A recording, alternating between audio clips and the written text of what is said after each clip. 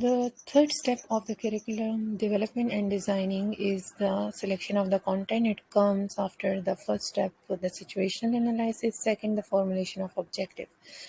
Here we discuss its importance, criteria, scope, sequence, relations of the principles, and flexibility of the content. Here we go. The process of education is mean in which the generation of the society transmits its knowledge, attitude, experience, competencies, beliefs, traditions to its next generation. Father transmits its skill to the child in old times, but within the passage of time, the knowledge increases and school colleges become open, so the knowledge rapidly become vast, so it become more important that the content must be the functional one, and the functional one will be the significant and the selective.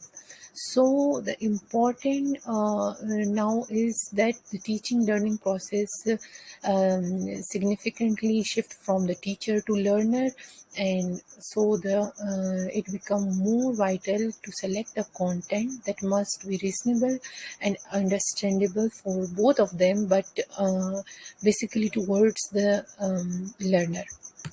The content is basically the subject matter, that it also called as the content matter. Everything we learn in the knowledge is called content. It can be substantive or the syntactical. The substantive content are the factual knowledge, consist of concept, fact or theories, where the syntactical content is the knowledge that is of thought process, thought patterns, and thinking skills.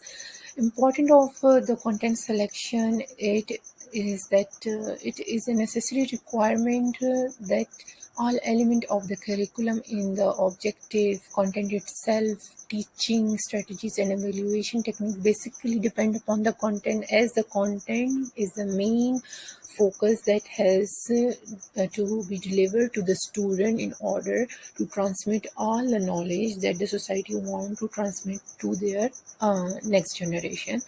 The criteria for the content selection has the main diversities, that is the validity criteria significance, the interest criteria, and the learnability criteria. We are going to examine all of them separately. The validity criteria refers to the content, that the content must be appropriate to achieve the objective, that is according to the behavioral terms it is achievable, like the effect of the tree on the environment, where the criteria significance tends for the normal knowledge in our the textbooks that we use, or our school and college, or the factual knowledge that we basically are receiving in our daily lives. The value order of the Bloom cognitive domain are basically a focus to followed,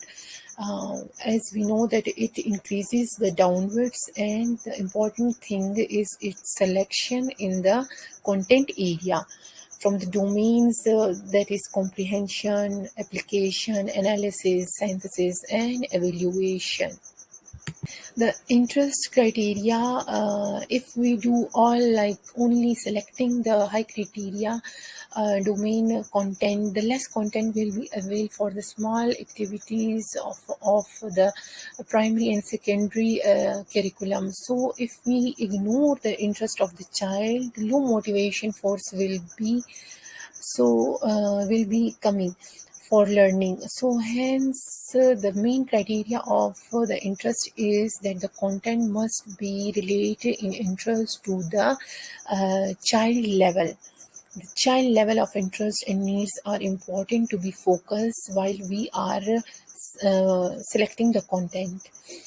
The learnability area, this criteria, this basically is dealing with the child adjustment in the different situation. It relates the previous knowledge of a child to the experience and the newly giving knowledge.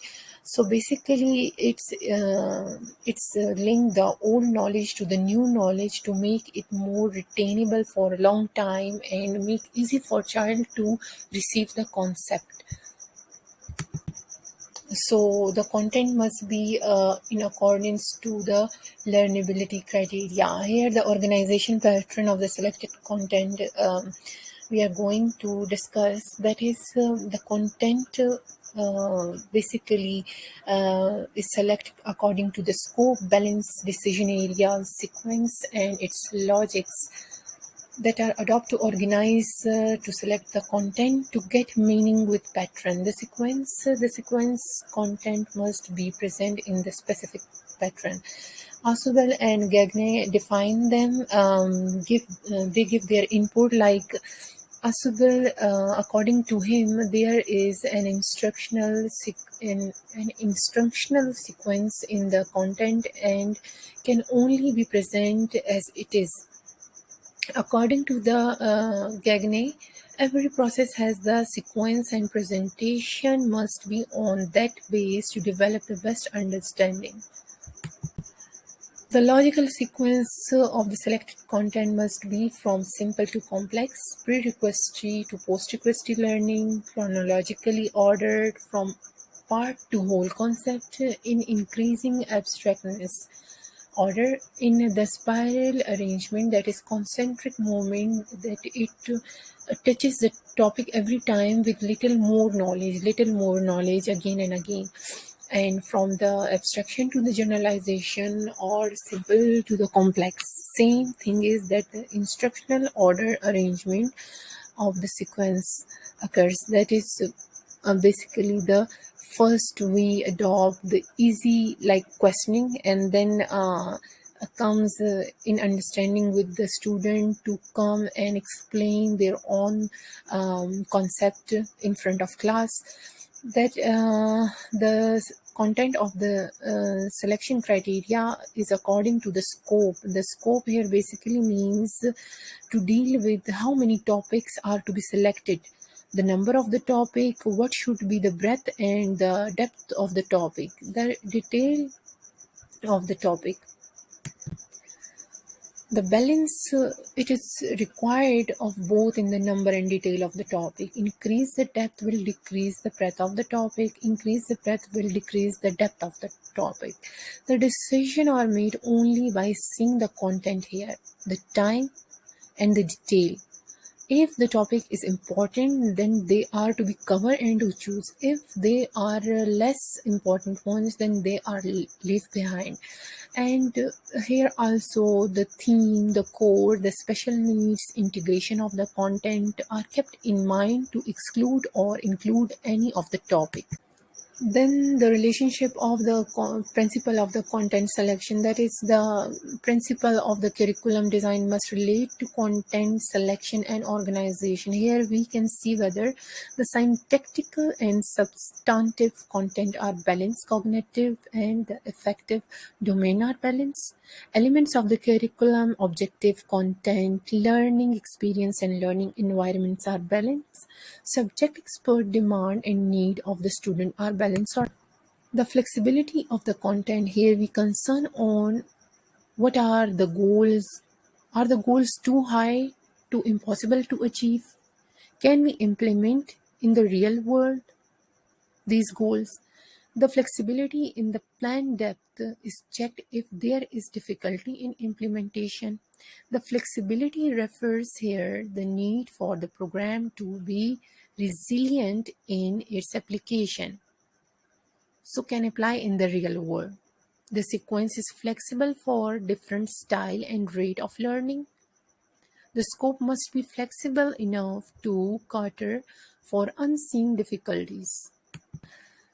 The important one to which the whole concept of the content basically depend, that is the rationality of the content. It is the most important factor to be addressed in the content selection and organization of the curriculum development.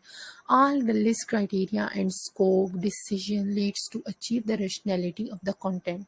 The rationality of the content, it refers to the logical relation which exist within the curriculum and between the elements of its design. If you like the video, give thumbs up, share, comment, subscribe to watch video like this more. Thank you for watching.